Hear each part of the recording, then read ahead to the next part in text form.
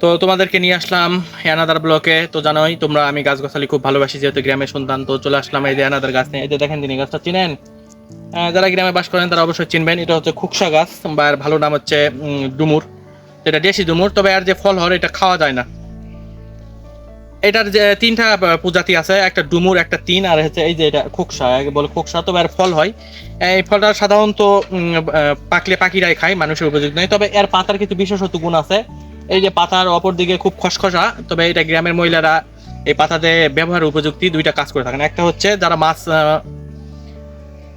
কাটে আর কি, পাঙ্গাস মাছের উপরে যে লুব্রিকেটের জেলের মতন থাকে, ওটা তোলার জন্য এটা ব্যবহার হয়।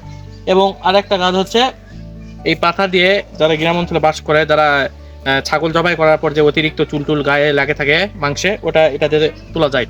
তবে এই গাছটা গ্রাম থেকে দিন দিন হারিয়ে যাচ্ছে, কেননা এই গাছের কোনো মানে উপকারিতা নাই। আর এই গাছের খুব একটা মানে ঔষধিও না বা অন্য কিছু না, হয়তো ঔষধি গুণ থাকলেও এটা মানে কাজ লাগে না। এটা আগে ঝোপ ঝাড়ে বিভিন্ন জায়গায় এই গাছটা হইতো, তবে এখন আর এটা দেখা যায় না। এটা মানুষ আর প্রয়োজনে রাখে না।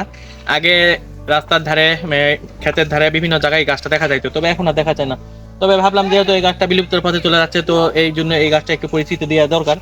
তবে দেখেন, এই গাছগুলো কিন্তু যথেষ্ট অনেক সুন্দর এবং ধৈর্য।